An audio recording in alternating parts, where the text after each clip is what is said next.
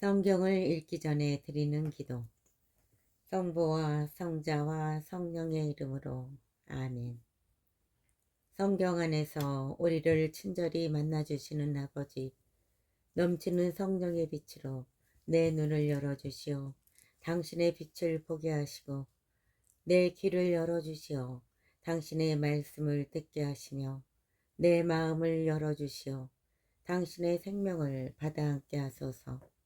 그리하여 말씀의 신비가 얼마나 넓고 높고 깊은지 깨달아 알고 인간의 모든 지식을 초월한 그리스도의 사랑에 대한 뜨거운 감동으로 내 모든 일상생활 가운데 새로운 기쁨과 당신의 능력이 빛나게 하여 주시며 내 모든 교우들과 함께 당신의 영광을 찬미하게 하소서. 아멘. 성부와 성자와 성령의 이름으로 아멘. 마르코 복음서 1장. 세례자 요한의 설교. 하느님의 아드님 예수 그리스도의 복음의 시작. 이사야 예언자의 글에 보라, 내가 내 앞에 내 사제를 보내니 그가 너의 길을 닦아 놓으리라. 광야에서 외치는 이의 소리, 너희는 주님의 길을 마련하여라.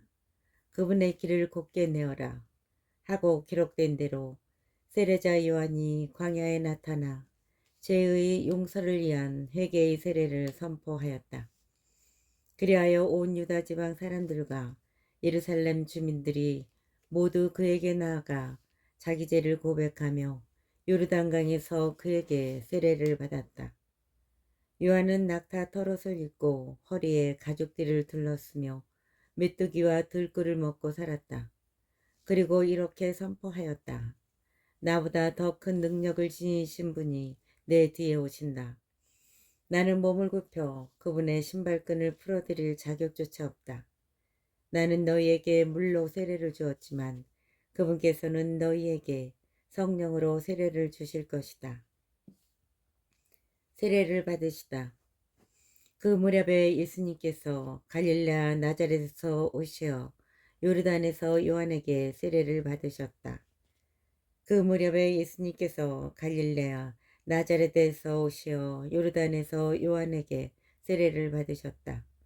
그리고 물에서 올라오신 예수님께서는 곧 하늘이 갈라지며 성령께서 비둘기처럼 당신께 내려오시는 것을 보셨다. 이어 하늘에서 소리가 들려왔다. 너는 내가 사랑하는 아들, 내 마음에 드는 아들이다. 광야에서 유혹을 받으시다. 그 뒤에 성령께서는 곧 예수님을 광야로 내보내셨다. 예수님께서는 광야에서 40일 동안 사탄에게 유혹을 받으셨다. 또한 들짐승들과 함께 지내셨는데 천사들이 그분의 시중을 들었다. 갈릴레아 전도를 시작하시다. 요한이 잡힌 뒤에 예수님께서는 갈릴레아에 가시어 하느님의 복음을 선포하시며 이렇게 말씀하셨다. 때가 차서 하느님의 나라가 가까이 왔다. 회개하고 복음을 믿어라. 어부 4사람을 제자로 부르시다.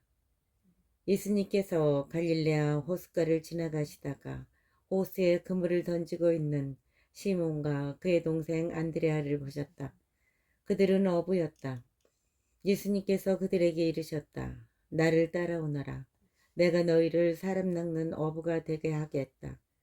그러자 그들은 곧바로 그물을 버리고 예수님을 따랐다. 예수님께서 조금 더 가시다가 배에서 그물을 손질하는 제베데오의 아들 야고보와 그의 동생 요한을 보시고 곧바로 그들을 부르셨다. 그러자 그들은 아버지 제베데오를 사꾼들과 함께 배에 버려두고 그분을 따라 나섰다. 해당에서 더러운 영을 쫓아내시다. 그들은 카파르나움으로 갔다. 예수님께서는 곧바로 안식일에 해당에 들어가 가르치셨는데 사람들은 그분의 가르침에 몹시 놀랐다. 그분께서 율법 학자들과 달리 권위를 가지고 가르치셨기 때문이다. 마침 그 해당에 더러운 영이 들린 사람이 있었는데 그가 소리를 지르며 말하였다. 나자렛 사람 예수님, 당신께서 저희와 무슨 상관이 있습니까? 저희를 멸망시키러 오셨습니까? 저는 당신이 누구신지 압니다. 당신은 하느님의 거룩하신 분이십니다. 예수님께서 그에게 조용히 하여라. 그 사람에게서 나가라 하고 꾸짖으시니 더러운 영은 그 사람에게 경련을 일으켜놓고 큰 소리를 지르며 나갔다. 그러자 사람들이 모두 놀라 이게 어찌된 일이냐. 새롭고 권위 있는 가르침이다.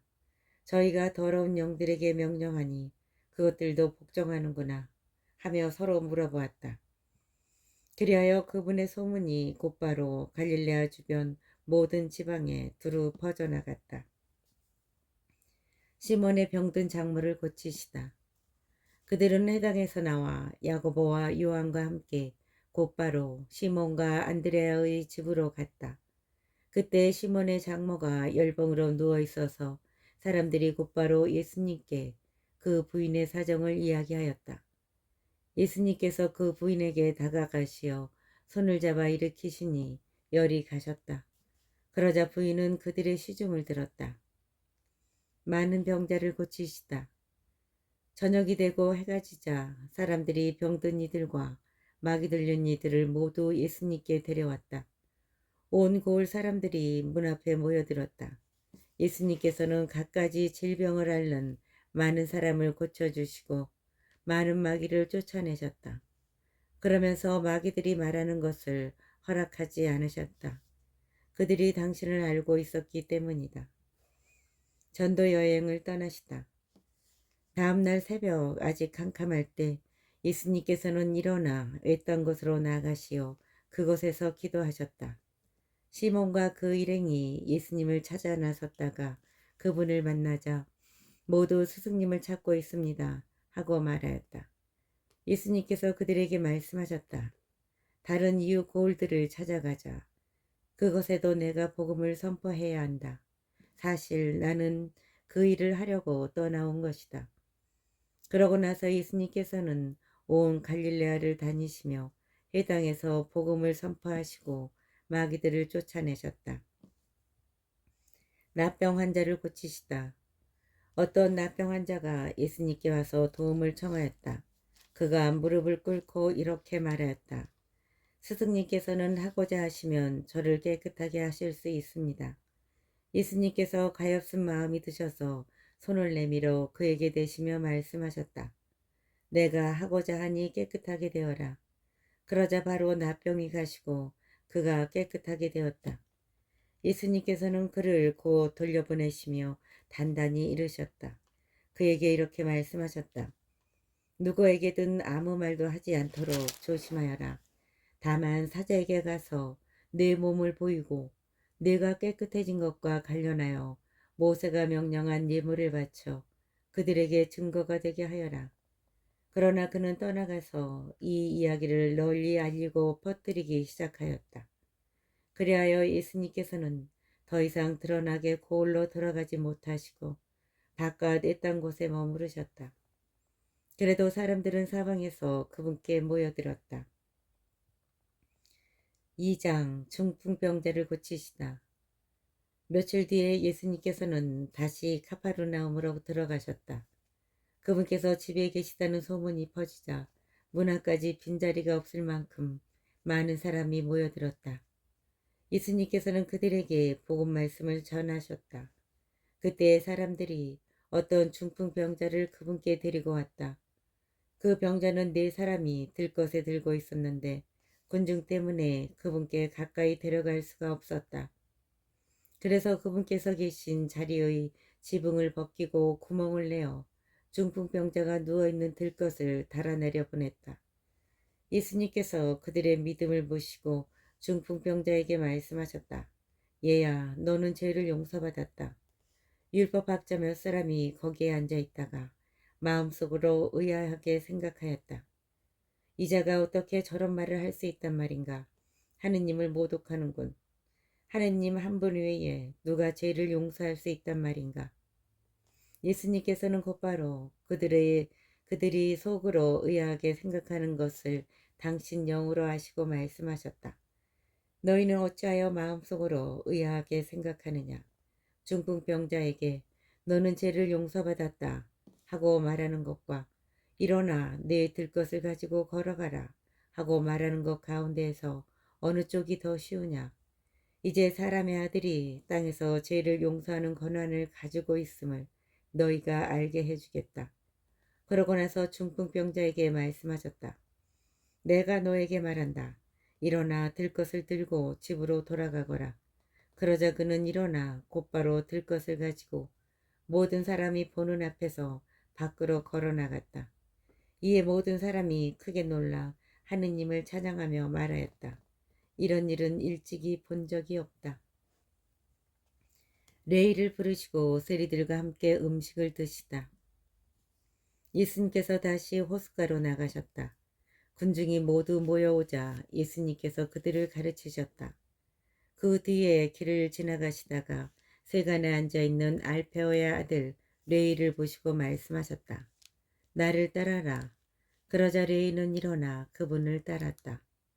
예수님께서 그의 집에서 음식을 잡수시게 되었는데 많은 세리와 죄인도 예수님과 그분의 제자들과 자리를 함께 하였다. 이런 이들이 예수님을 많이 따르고 있었기 때문이다. 바리사이파 율법학자들은 예수님께서 죄인과 세리들과 함께 음식을 잡수시는 것을 보고 그분의 제자들에게 말하였다. 저 사람은 어째서 세리와 죄인들과 함께 음식을 먹는 것이오?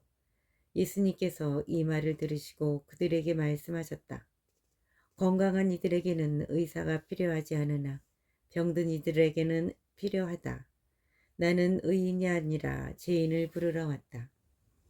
단식 논쟁, 새것과 헌것. 요한의 제자들과 바리사이들이 단식을 하고 있었다. 사람들이 예수님께 와서 요한의 제자들과 바리사이의 제자들은 단식하는데 선생님의 제자들은 어찌하여 단식하지 않습니까? 하고 물었다. 예수님께서 그들에게 이르셨다.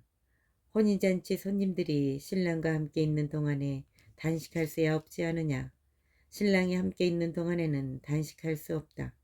그러나 그들이 신랑을 빼앗길 날이 올 것이다. 그때에는 그들도 단식할 것이다. 아무도 새 천 조각을 헌옷에 대고 깁지 않는다. 그렇게 하면 헌옷에 기어댄 새 헝겊에 그 옷이 당겨 더 심하게 찢어진다. 또한 아무도 새 포도주를 헌 가죽 부대에 담지 않는다. 그렇게 하면 포도주가 부대를 터뜨려 포도주도 부대도 버리게 된다. 새 포도주는 새 부대에 담아야 한다. 제자들이 안식일에 밀 이삭을 뜯다. 예수님께서 안식일에 밀바사이를 질러가시게 되었다. 그런데 그분의 제자들이 길을 내고 가면서 밀 이삭을 뜯기 시작하였다. 바리사이들이 예수님께 말하였다. 보십시오. 저들은 어째서 안식일에 해서는 안 되는 일을 합니까? 그러자 예수님께서 그들에게 말씀하셨다. 다윗과 그 일행이 먹을 것이 없어 배가 고팠을 때 다윗이 어떻게 하였는지 너희는 읽어본 적이 없느냐. 에브야타르 대사제 때에 그가 하느님의 집에 들어가 사제가 아니면 먹어서는 안 되는 제사빵을 먹고 함께 있는 이들에게도 주지 않았느냐. 이어서 그들에게 말씀하셨다. 안식일이 사람을 위하여 생긴 것이지 사람이 안식일을 위하여 생긴 것은 아니다. 그러므로 사람의 아들은 또한 안식일의 주인이다. 3장. 안식일에 손이 오그라든 사람을 고치시다. 예수님께서 다시 회당에 들어가셨는데 그곳에 한쪽 손이 오그라든 사람이 있었다. 사람들은 예수님을 고발하려고 그분께서 안식일에 그 사람을 고쳐주시는지 지켜보고 있었다.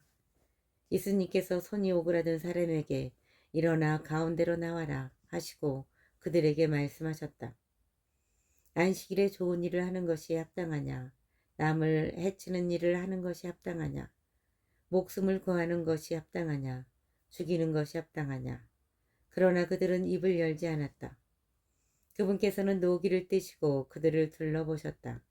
그리고 그들의 마음이 완고한 것을 몹시 슬퍼하시면서 그 사람에게 손을 뻗어라 하고 말씀하셨다. 그가 손을 뻗자 그 손이 다시 성하여졌다. 바리사이들은 나가서 곧바로 헤로데 당원들과 더불어 예수님을 어떻게 없앨까 모의를 하였다. 군중이 호숫가로 모여들다 예수님께서 제자들과 함께 호숫가로 물러가셨다. 그러자 갈릴레아에서 큰 무리가 따라왔다. 또 유다와 예루살렘, 이두메아와 요르단 건너편, 그리고 티로와 시돈 근처에서도 그분께서 하시는 일을 전해 듣고 큰 무리가 그분께 몰려왔다. 예수님께서는 군중이 당신을 밀쳐대는 일이 일어나지 않게 하시려고 당신께서 타실 거룻배 한 척을 마련하라고 제자들에게 이르셨다. 그분께서 많은 사람의 병을 고쳐주셨으므로 병고에 시달리는 이들은 누구나 그분에게 손을 대려고 밀려들었기 때문이다.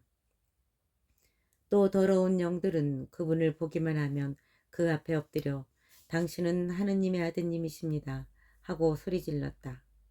그러나 예수님께서는 그들에게 당신을 사람들에게 알리지 말라고 엄하게 이르곤 하셨다.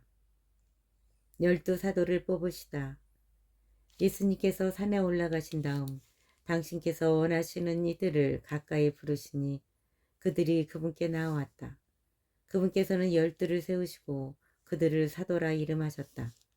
그들을 당신과 함께 지내게 하시고 그들을 파견하시어 복음을 선포하게 하시며 마귀들을 쫓아내는 권한을 가지게 하시려는 것이었다. 이렇게 예수님께서 12를 세우셨는데 그들은 베드로라는 이름을 붙여주신 시몬, 천둥의 아들들이라는 뜻으로 보아네르게스라는 이름을 붙여주신 제베데오의 아들 야고보와 그의 동생 요한, 그리고 안드레아, 필리포, 바르톨로메오, 마테오, 토마스, 알페오의 아들 야고보, 타데오, 열혈당원 시몬, 또 예수님을 팔아넘긴 유다 이스카리옷이다. 예수님과 베엘제불. 예수님께서 집으로 가셨다. 그러자 군중이 다시 모여들어 예수님의 일행은 음식을 들 수조차 없었다. 그런데 예수님의 친척들이 소문을 듣고 그분을 붙잡으러 나섰다. 그들은 예수님께서 미쳤다고 생각하였던 것이다. 한편 예루살렘에서 내려온 율법학자들이 그는 베엘제불이 들렸다고도 하고 그는 마귀 우두머리에 힘을 빌려 마귀들을 쫓아낸다고도 하였다. 그래서 예수님께서는 그들을 부르셔서 비유를 들어 말씀하셨다. 어떻게 사탄이 사탄을 쫓아낼 수 있느냐? 한 나라가 갈라서면 그 나라는 버티어내지 못한다. 한 집안이 갈라서면 그 집안은 버티어내지 못할 것이다. 사탄도 자신을 거슬러 일어나 갈라서면 버티어내지 못하고 끝장이 난다. 먼저 힘센 자를 묶어놓지 않고서는 아무도 그 힘센 자의 집에 들어가 재물을 털 수 없다. 묶어놓은 뒤에야 그 집을 털 수 있다. 내가 진실로 너희에게 말한다. 사람들이 짓는 모든 죄와 그들이 신성을 모독하는 어떠한 말도 용서받을 것이다. 그러나 성령을 모독하는 자는 영원히 용서를 받지 못하고 영원한 죄에 매이게 된다. 이 말씀을 하신 것은 사람들이 그는 더러운 영이 들렸다고 말하였기 때문이다. 예수님의 참가족. 그때 예수님의 어머니와 형제들이 왔다. 그들은 밖에 서서 사람을 보내어 예수님을 불렀다. 그분 둘레에는 군중이 앉아 있었는데 사람들이 예수님께 보십시오. 스승님의 어머님과 형제들과 누이들이 밖에서 스승님을 찾고 계십니다. 하고 말하였다. 그러자 예수님께서 그들에게 누가 내 어머니고 내 형제들이냐 하고 반문하셨다. 그리고 당신 주위에 앉은 사람들을 둘러보시며 이르셨다. 이들이 내 어머니고 내 형제들이다. 하느님의 뜻을 실행하는 사람이 바로 내 형제요, 누이요, 어머니이다. 4장 씨 뿌리는 사람의 비유. 예수님께서 다시 호숫가에서 가르치기 시작하셨다. 너무 많은 군중이 모여들어 그분께서는 호수에 있는 배에 올라앉으시고 군중은 모두 호숫가 밑에 그대로 있었다. 예수님께서 그들에게 많은 것을 비유로 가르치셨다. 그렇게 가르치시면서 말씀하셨다. 자, 들어보아라. 씨 뿌리는 사람이 씨를 뿌리러 나갔다. 그가 씨를 뿌리는데 어떤 것은 길에 떨어져 새들이 와서 먹어버렸다. 어떤 것은 흙이 많지 않은 돌밭에 떨어졌다. 흙이 깊지 않아 싹은 곧 돋아났지만 해가 솟아오르자 타고 말았다. 뿌리가 없어서 말라버린 것이다. 또 어떤 것은 가시덤불 속에 떨어졌는데 가시덤불이 자라면서 숨을 막아버려 열매를 맺지 못하였다. 그러나 어떤 것들은 좋은 땅에 떨어져 싹이 나고 자라서 열매를 맺었다. 그리하여 어떤 것은 30배, 어떤 것은 60배, 어떤 것은 100배의 열매를 맺었다. 예수님께서는 이어서 말씀하셨다. 들을 귀 있는 사람은 들어라. 비유로 말씀하신 이유.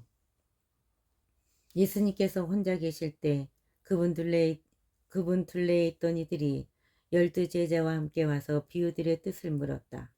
예수님께서 그들에게 대답하셨다. 너희에게는 하느님 나라의 신비가 주어졌지만 저 바깥 사람들에게는 모든 것이 그저 비유로만 다가간다. 보고 또 보아도 알아보지 못하고 듣고 또 들어도 깨닫지 못하여 저들이 돌아와 용서받는 일이 없게 하려는 것이다. 씨 뿌리는 사람의 비유를 설명하시다. 예수님께서 또 그들에게 말씀하셨다. 너희는 이 비유를 알아듣지 못하였느냐? 너희는 이 비유를 알아듣지 못하겠느냐? 그러면서 어떻게 모든 비유를 깨달을 수 있겠느냐? 씨 뿌리는 사람은 실상 말씀을 뿌리는 것이다.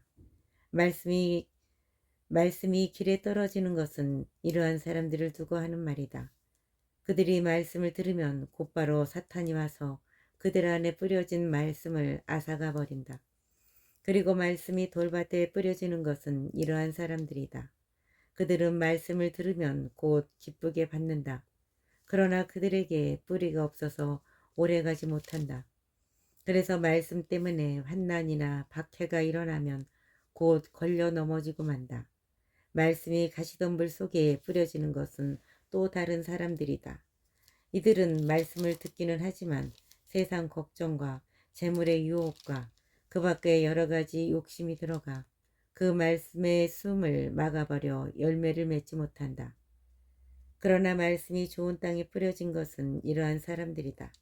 그들은 말씀을 듣고 받아들여 어떤 이는 30배, 어떤 이는 60배, 어떤 이는 100배의 열매를 맺는다. 등불의 비유. 예수님께서 또 그들에게 말씀하셨다. 누가 등불을 가져다가 함지 속이나 침상 밑에 놓겠느냐? 등경 위에 놓지 않느냐? 숨겨진 것도 드러나기 마련이고 감추어진 것도 드러나게 되어 있다. 누구든지 들을 귀가 있거든 들어라. 예수님께서 다시 그들에게 말씀하셨다. 너희는 새겨들어라. 너희가 되어서 주는 만큼 되어서 받고 거기에 더 보태어 받을 것이다. 정녕 가진 자는 더 받고 가진 것 없는 자는 가진 것마저 빼앗길 것이다.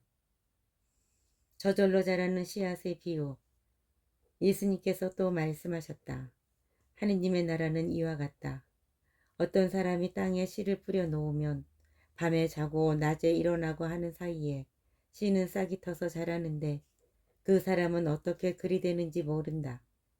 땅이 저절로 열매를 맺게 하는데 처음에는 줄기가, 다음에는 이삭이 나오고 그 다음에는 이삭의 나달이 연근다. 곡식이 익으면 그 사람은 곧 낫을 된다. 수확대가 되었기 때문이다. 겨자씨의 비유. 예수님께서 다시 말씀하셨다.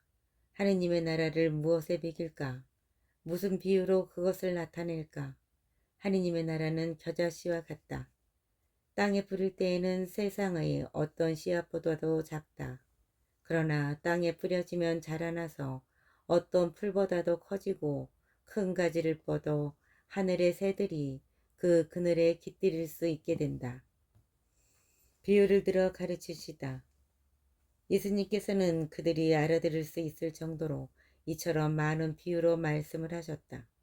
비유를 들지 않고는 그들에게 말씀하지 않으셨다. 그러나 당신의 제자들에게는 따로 모든 것을 풀이해 주셨다. 풍랑을 가라앉히시다. 그날 저녁이 되자 예수님께서 제자들에게 호수 저쪽으로 건너가자 하고 말씀하셨다. 그래서 그들이 군중을 남겨둔 채 배에 타고 계신 예수님을 그대로 모시고 갔는데 다른 배들도 그분을 뒤따랐다. 그때에 거센 돌풍이 일어 물결이 배 안으로 들이쳐서 물이 배에 거의 가득 차게 되었다. 그런데도 예수님께서는 고물에서 베개를 베고 주무시고 계셨다. 제자들이 예수님을 깨우며 스승님, 저희가 죽게 되었는데도 걱정되지 않으십니까? 하고 말하였다. 그러자 예수님께서 깨어나시어 바람을 꾸짖으시고 호수더러 잠잠해져라, 조용히 하여라 하시니 바람이 멎고 아주 고요해졌다. 예수님께서는 그들에게 왜 겁을 내느냐, 아직도 믿음이 없느냐 하고 말씀하셨다. 그들은 큰 두려움에 사로잡혀 서로 말하였다. 도대체 이분이 누구시기에 바람과 호수까지 복종하는가. 5장 마귀들과 돼지떼. 그들은 호수 건너편 게라사인들의 지방으로 갔다. 예수님께서 배에서 내리시자마자 더러운 영이 들린 사람이 무덤에서 나와 그분께 마주왔다. 그는 무덤에서 살았는데 어느 누구도 더 이상 그를 쇠사슬로 묶어둘 수가 없었다. 이미 여러 번 족쇄와 쇠사슬로 묶어두었으나 그는 쇠사슬도 끊고 족쇄도 부수어버려 아무도 그를 휘어잡을 수가 없었다. 그는 밤낮으로 무덤과 산에서 소리를 지르고 돌로 제 몸을 치곤 하였다. 그는 멀리서 예수님을 보고 달려와 그 앞에 엎드려 절하며 큰 소리로 지극히 높으신 하느님의 아들 예수님, 당신께서 저와 무슨 상관이 있습니까? 하느님의 이름으로 당신께 말합니다. 저를 괴롭히지 말아 주십시오 하고 외쳤다. 예수님께서 그에게 더러운 영아, 그 사람에게서 나가라 하고 말씀하셨기 때문이다. 예수님께서 그에게 내 이름이 무엇이냐 하고 물으시자 그가 제 이름은 군대입니다. 저희 수가 많기 때문입니다 하고 대답하였다. 그러고 나서 예수님께 자기들을 그 지방 밖으로 쫓아내지 말아달라고 간곡히 청하였다. 마침 그곳 산쪽에는 노아 기르는 많은 돼지떼가 있었다. 그래서 더러운 영들이 예수님께 저희를 돼지들에게 보내시어 그 수고로 들어가게 해주십시오 하고 청하였다. 예수님께서 허락하시니 더러운 영들이 나와 돼지들 속으로 들어갔다. 그러자 2,000마리쯤 되는 돼지떼가 호수를 향해 비탈을 내리달려 호수에 빠져 죽고 말았다. 돼지를 치던 이들이 달아나 그 고울과 여러 촌락에 알렸다. 사람들은 무슨 일이 일어났는지 보려고 왔다. 그들은 예수님께 와서 마귀 들렸던 사람, 곧 군대라는 마귀가 들렸던 사람이 옷을 입고 제정신으로 앉아있는 것을 보고는 그만 겁이 났다. 그 일을 본 사람들이 마귀 들렸던 이와 돼지들에게 무슨 일이 일어났는지 그들에게 이야기해 주었다. 그러자 그들은 예수님께 저희 고장에서 떠나 주십사고 청하기 시작하였다. 그리하여 예수님께서 배에 오르시자 마귀 들렸던 이가 예수님께 같이 있게 해주십사고 청하였다. 그러나 예수님께서는 허락하지 않으시고 그에게 말씀하셨다. 집으로 가족들에게 돌아가 주님께서 너에게 해주신 일과 자비를 베풀어 주신 일을 모두 알려라. 그래서 그는 물러가 예수님께서 자기에게 해주신 모든 일을 데카폴리스 지방에 선포하기 시작하였다. 그러자 사람들이 모두 놀랐다. 야이로의 딸을 살리시고 하여라는 부인을 고치시다. 예수님께서 배를 타시고 다시 건너편으로 가시자 많은 군중이 그분께 모여들었다. 예수님께서 호숫가에 계시는데 야이로라는 한 해당장이 와서 예수님을 뵙고 그분 발 앞에 엎드려 제 어린 딸이 죽게 되었습니다. 가셔서 아이에게 손을 얹으시어 그 아이가 병이 나아 다시 살게 해주십시오 하고 간곡히 청하였다. 그리하여 예수님께서는 그와 함께 나서시었다.